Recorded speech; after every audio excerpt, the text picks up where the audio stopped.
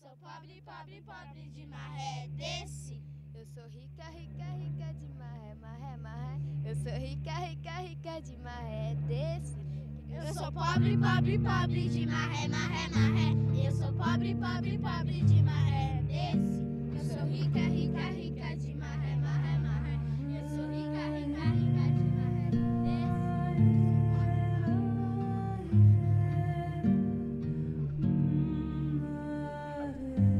Criei-me apavorada, numa atmosfera de horror e crença. Em breve, uma mistura de catolicismo e espiritismo bailava no meu espírito de criança.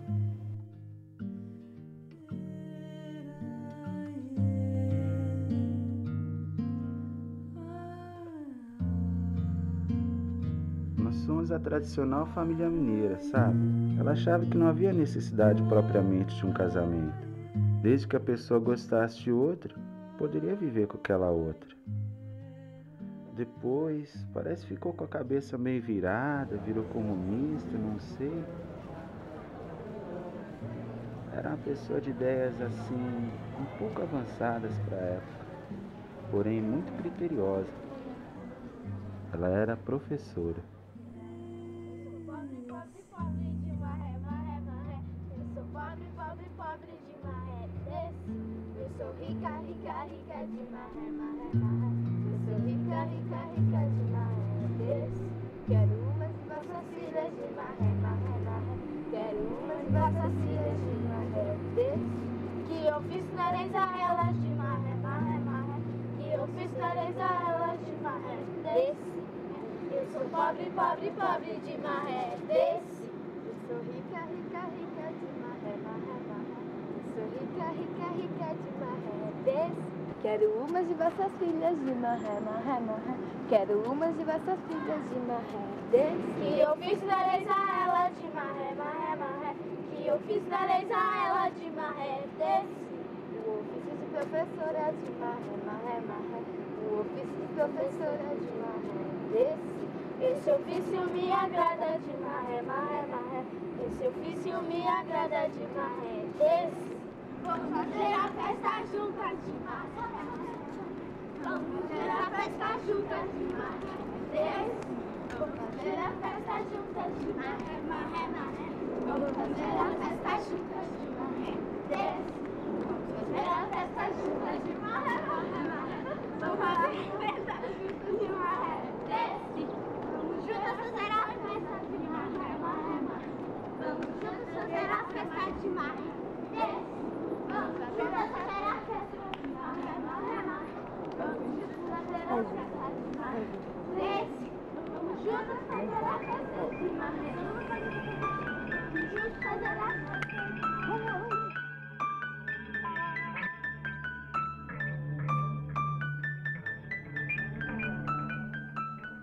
Meu pai, anticlerical, espírita convicto, quando sentiu que essa educação teria influência sobre o nosso espírito, tirou-nos do colégio. Apesar da minha pouca idade, percebi o espírito de classe e de casta e a injustiça com que os católicos estabelecem a diferença econômica e de dominismo entre os colegiais. A escola oficial, a universidade, é tradicionalista, antiga e reacionária. É a escola do passado, com seus erros, absorvente, cheia de velharias poeirentas, incapaz de um sonho, incapaz de um protesto consciente, incapaz de um surto renovador. Essa necessidade de expansão cercada pela educação, depois subjugada pela deslealdade de companheiras e pelos castigos injustos da escola e no lar, me ensinou muito cedo a viver dentro de mim mesma. Senti que ninguém me compreendia. Minha timidez era ridicularizada por todos, a propósito de tudo. Deu isso em resultado quase a misantropia.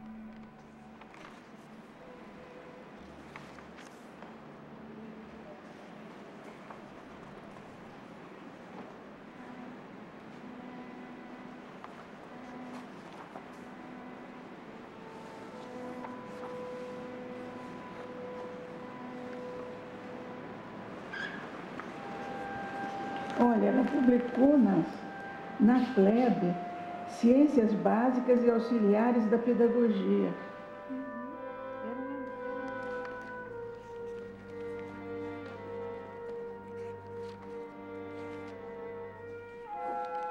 Era difícil continuar em Barbacena. A Maria Lacerda era mal vista, porque ela era espírita nesse tempo e ela era anticlerical. Além disso, ela se tinha proposto a esclarecer as mulheres sobre o seu papel e a necessidade delas pensarem por si mesmas. E isso era também extremamente mal visto, considerando que ela estava fazendo e falando de coisas que não ficava bem para uma moça.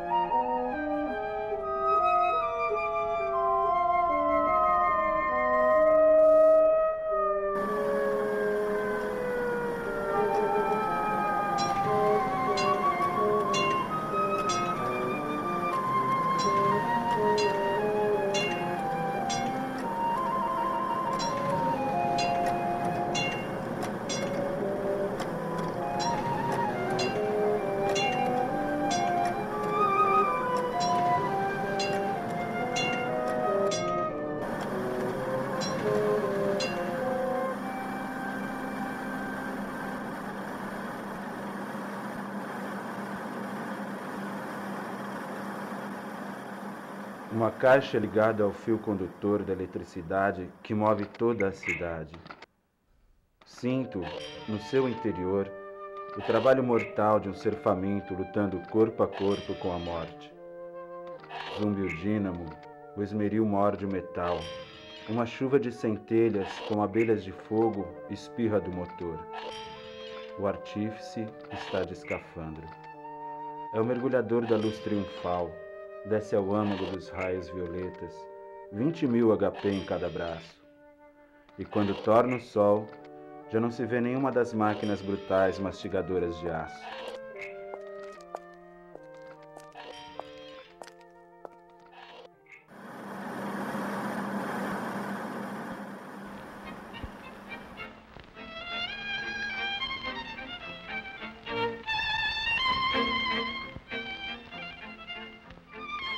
A mulher patrícia não pode penetrar os arcanos da questão.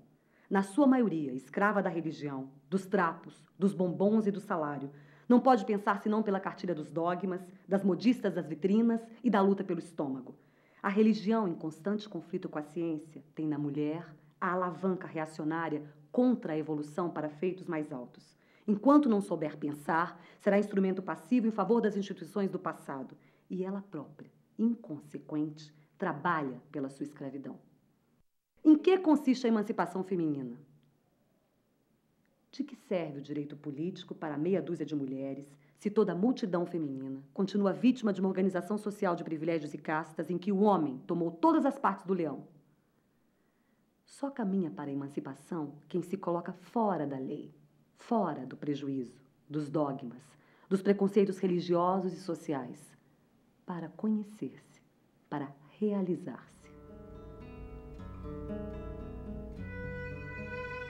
As condições de nossa vida conjugal modificaram-se totalmente. Somos hoje apenas dois grandes e verdadeiros amigos. Somos apenas dois bons irmãos. absolutamente solidários em todas as contingências da existência trabalhosa e cheia de surpresas, para as quais nem sempre estivemos preparados. Entretanto, somos hoje mais amigos que ontem. A tua dedicação para comigo é notabilíssima e muitas vezes me tem comovido profundamente. Quero apresentá-la ao meu público como uma homenagem do meu coração ao teu coração, generoso e forte, a tua alma estoica. Que exemplo teu, meu nobre amigo.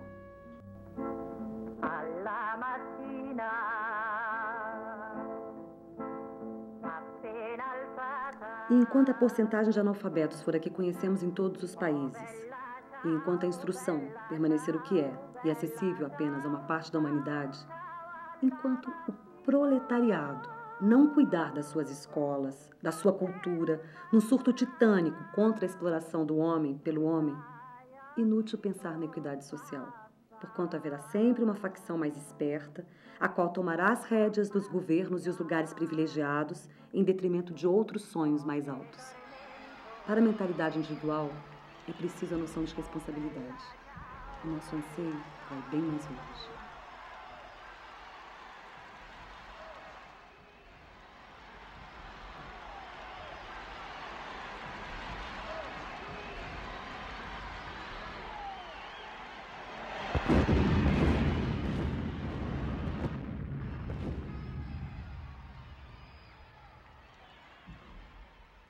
No momento em que revejo estas lições, escreva ao som de metralhadoras e fuzis e tiros de canhão sobre a cidade de São Paulo indefesa, entregue a soldados já há 36 horas. O pânico é indescritível, mortos e feridos inúmeros, debaixo dos próprios tetos varridos por balas, e até agora ninguém sabe o motivo. A insegurança é geral. A expectativa e o pasmo dominam a situação angustiosa de toda essa população.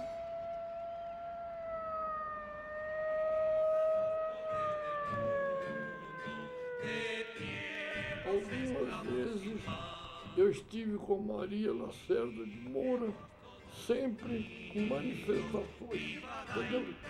Era uma época em que o integralismo e o nazismo cresciam assustadoramente. E o povo se mobilizava em várias manifestações contra o nazifascismo. Manifestações essas que culminaram com a grande batalha da Praça da Sé, no dia 7 de outubro de 1934, em que os integralistas prepararam a maior demonstração da história do Partido Integralista e que foi dissolvida.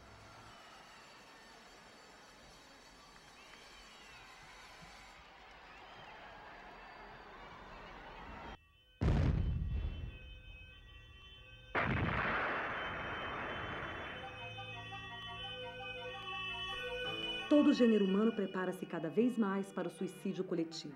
Atletismo, gases asfixiantes, virulência de micróbios, submarinos e torpedos, aeroplanos e couraçados, ondas hertzianas, punhos firmes, corações insensíveis, paixões policiais, cérebros vazios. Ciência sem consciência. Amassando tudo isso com patriotismo, só pode dar guerra e violência policial.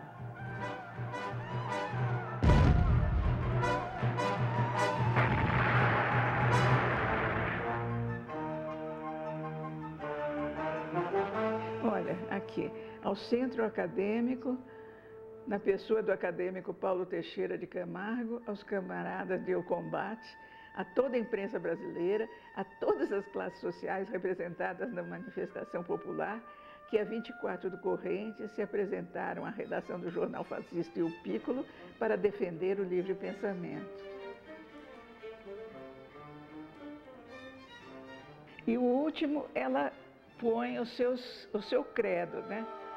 Sem pátria, sem fronteiras, sem família e sem religião, que é o credo anarquista, né? Porque a pátria é todo o cosmos.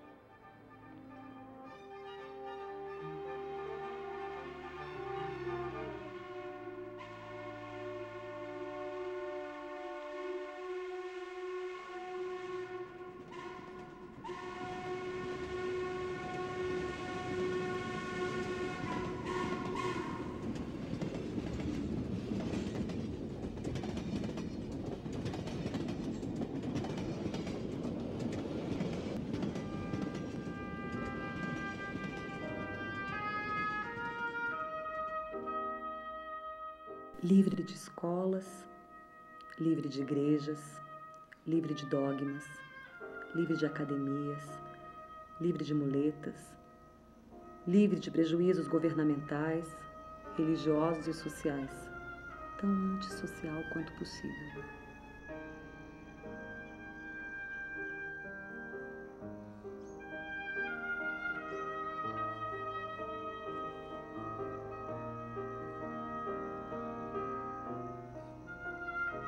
Retirei-me e publico meus livros, assumindo a responsabilidade de meus ideais. Isolei-me da sociedade. Fui viver lá em Guararema, ao pé dos Campagnoli, à beira do rio Paraíba.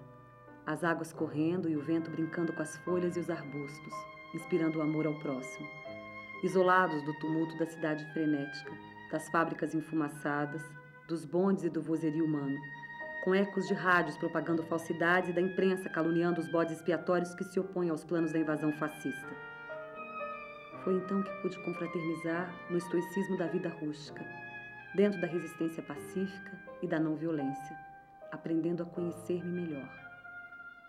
A afinidade com os grupos anarquistas era maior, mas os comunistas ainda pouco se diferenciavam deles.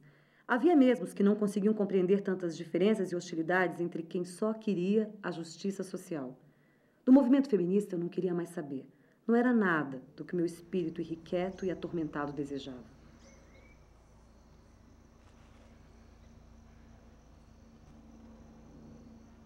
Ele não falava de anarquismo com a senhora? Não. E se falasse também, eu acho que eu nem ia entender.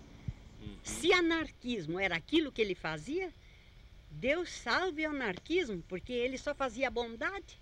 Claro. O senhor sabe o que ele fazia? Não sei se interessa isso. Ele escreviam para ele, por exemplo, famílias japonesas, famílias espanholas. Vinham, ele recebia, hospedava, alimentava até que eles colhessem a primeira colheita deles. Aí eles pagavam ao tio Arthur as despesas que ele teria tido. Muitos não podiam. Iam fazer a vidinha dele, juntavam os tostãozinhos dele e compravam um sítiozinho. Muitos iam para a freguesia. Eu não sei se a família Trigo, era uma família espanhola, foi para a freguesia da Escada. Várias famílias, e de japoneses também. Uns foram para Jacareí. Muitas, ele podia vir, escreviam, os amigos de São Paulo, por exemplo, escreviam para ele: Arthur, tem uma família assim, que quer sair do Japão, e você concorda de acolher? Ele acolhia todo mundo, era um homem de bom coração. Não é de agora que se exige de mim um programa ou ingressão corajosa em um partido. Fazer parte de um partido é ter amigos e defensores incondicionais. É estar docilmente, servilmente, domesticadamente ao lado de alguém. É ter valor, portanto é ter autoridade.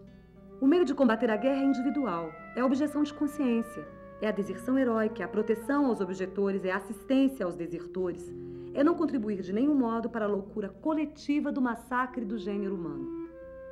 Sou individualista e faço absoluta questão de só representar a mim mesma, conscientemente, sem subterfúgios. As várias pessoas espanhóis, franceses, que habitavam essa comunidade de Guararema, eram todos desertores da Primeira Guerra. Eles eram objetores de consciência. Para eles, não matarás era um preceito a ser cumprido, e por isso eles tiveram de fugir da Europa como desertores. E como é um tempo em que o policiamento e inclusive as formas de controle da população ainda eram extremamente elásticas, eles puderam se instalar em Guararema sem maiores problemas. Eu era mocinha e Dona Maria, muito educada, muito simpática. Passava lá na farmácia, comprava remédio e ia embora. Convidava para ir ao sítio dela, mas nunca fui. Diziam que era comunista, mas nem parecia. Maria Lacerda ficou morando numa das casinhas de colonos, onde o meu pai e o tio Arturo queriam viver da lavoura. Recebiam muitos italianos de fora, jornais e revistas da Europa. Tínhamos hora para aprender francês, mas o tempo todo se falava italiano. As crianças gostavam muito de Maria Lacerda, que nos ensinava de tudo. Era a ideia do Arthur Campagnoli reunir uma comunidade rural ligada à natureza. Maria Lacerda vivia lá com Neblin, um intelectual francês. Ela tentou a teoria e a prática do amor plural, que foi aceita passivamente pelo marido dela. Guararema, dezembro de 1932. Armand, perdoe-me e a Neblin. Do Brasil, neste período de convulsões, desde 1930, não pode sair dinheiro para o estrangeiro. E não podemos passar sem o jornal Landeor. Cordialmente, Maria Lacerda.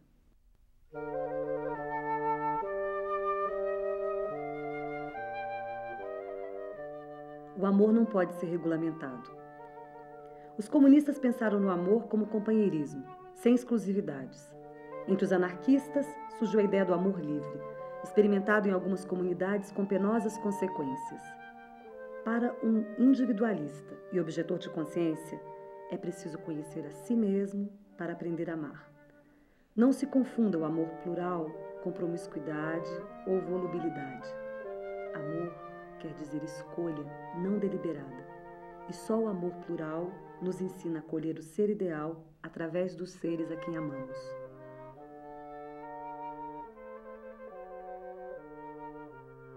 Só através da dor de crescer dentro de nós mesmos é que aprendemos a amar e sentimos a necessidade de pensar na unidade de todas as coisas e de todos os seres, na solidariedade humana. No amor, buscamos a nós mesmos. Procuramos a nossa própria realização, sempre e cada vez mais aproximada da harmonia, da beleza, no sentido mais amplo, mais integral que as possamos conceber ou idealizar. Por isso, amamos ao amor.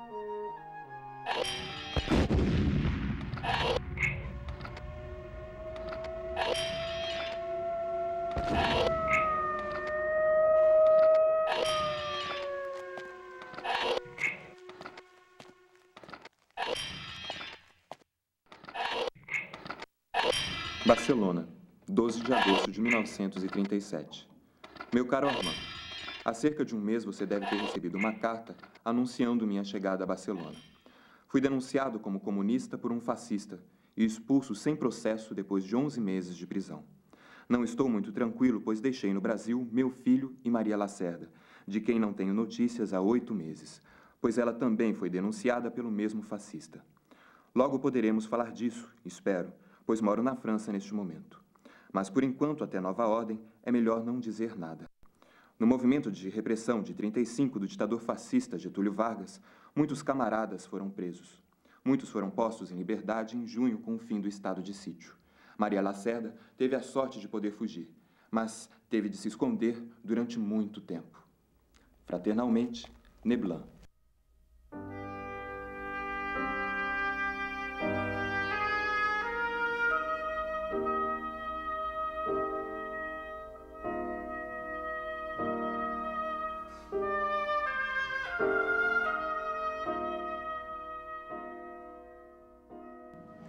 É que eu a conheci no final dos anos 30 e convivi com ela há pouco tempo. Mas quando eu a conheci, ela já havia passado dessa fase agressiva daqueles que querem abrir caminho e demolir o estabelecido. Ela estava numa fase muito bonita de ascetismo, praticava uma religião hindu, que ela chamava de ocultismo, e dedicava-se à oração, à meditação. Não havia nada de agressivo em suas atitudes.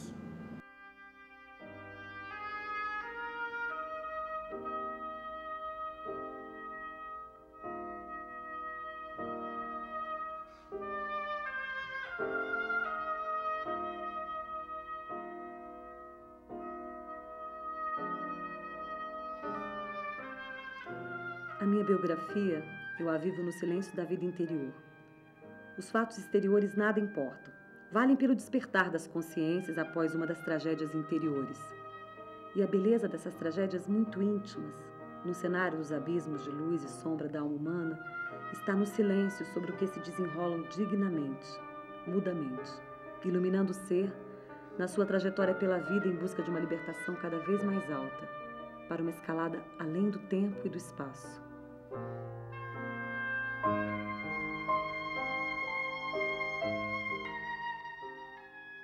Fecho os olhos e me preparo para criar. Vou lançar minha obra de arte pelo éter. Quero criar, quero servir, quero ser útil, quero ser artista modelando na luz astral, na matéria etérea, um poema de cores e de sons, de ritmo perfeito, uma nota de beleza na sinfonia de um pensamento nobre e generoso. E a obra de arte, imediatamente na minha imobilidade corporal e na força do desejo mental, vai aparecendo deslumbradora e resplandecente no redemoinhar da luz astral.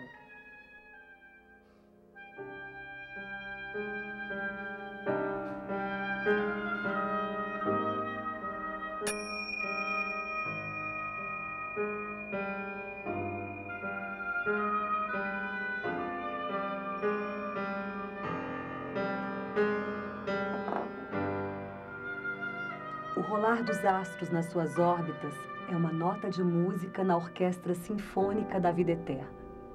É a poesia do infinito. Não houve até hoje um único astrônomo que não fosse poeta, e quase sempre um gênio. Aquele que se propõe a estudar serenamente, na sua profundidade indefinida, a ciência dos astros, chegará à sabedoria pela renúncia. A felicidade de sentir a beleza invisível, imponderável das vibrações cósmicas através das vidas humanas. O privilégio de viver no mais recôndito das almas. Perfuma a vida e ao coração dá o sentimento da unidade com todos os seres. O primeiro passo para nos iniciarmos nos segredos das vibrações cósmicas é olhar para as estrelas. Sentir a grandiosidade das constelações por sobre as nossas cabeças, respirar o perfume de uma aspiração mais alta e ver a geometria divina nas órbitas estelares, a beleza do ritmo na dança dos astros e a grandeza das leis naturais que ultrapassam, desconcertantes, a nossa pobre compreensão limitada. Olhar para o firmamento, para o alto, para as estrelas, e olhar o âmago das almas, com o carinho de querer aliviar. É sentir a poesia da vida eterna. É perceber a grandeza da unidade cósmica, na multiplicidade das formas, na sua evolução para divinizar a matéria. É buscar o caminho, a verdade e a vida, para a liberdade íntima, para a sabedoria da compreensão, para a eterna glória do amor e para a beleza da imensidão.